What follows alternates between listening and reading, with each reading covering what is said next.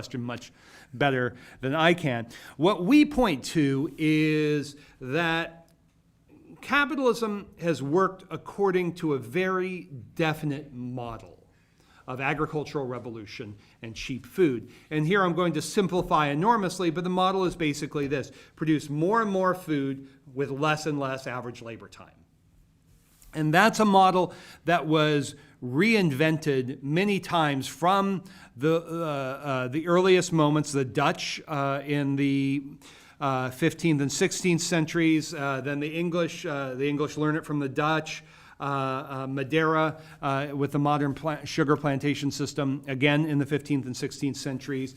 And it gets globalized recurrently as agricultural revolutions do what we all know very well from 20th century agriculture, which is they totally simplify and exhaust the local ecology. So you have problems with weeds and pests and declining quality of soil composition, nutrient limitations, and all of that. Well, that's a long-run historical geographical movement of the modern world. So it goes from, in the global north, it goes from the Dutch to the English to the Americans, and then the Americans again, because the United States is such a big country, and that's a story that we tell in Seven Cheap Things. I tell as the kind of climactic chapter of Capitalism and the Web of Life, to point out that there is a fundamental contradiction in capitalist agriculture, not just in terms of this kind of struggle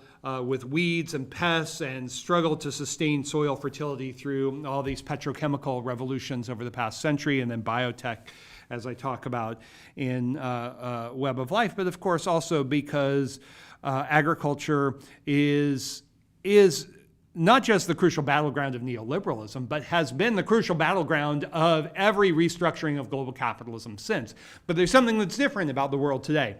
And I would say it's sort of about the end of frontiers, but not in the obvious way. One is the end of terrestrial frontiers in the sense that there are no longer truly vast expanses of the planet to open up to agriculture. They're trying. I mean, look at Sumatra, Borneo, Amazonia, parts of sub-Saharan Africa. Okay, they're trying.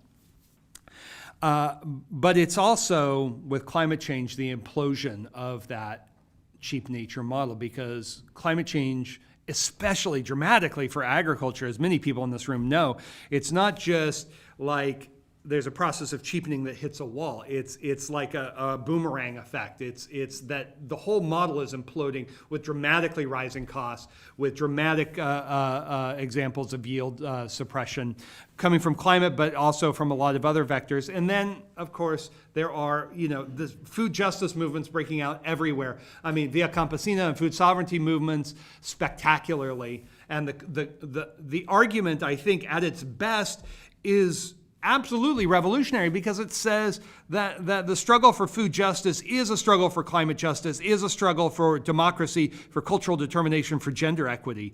And that's an ontological challenge to how capitalism has worked. So one of the things I forgot to say, it was in my head and then I went someplace else, is that cheapening is a battleground of social conflict at every single turn in the history of the modern world. And today, we don't quite know how to coordinate our efforts. I think that's the first question. How do we find common ground? How do we build those solidarities? How do we come up with political visions that deal not just with the horizontal challenges of how do we reorganize at the level of communities, but how do we deal with the large-scale planetary problems of, say, rebuilding every city on the coastline on this planet?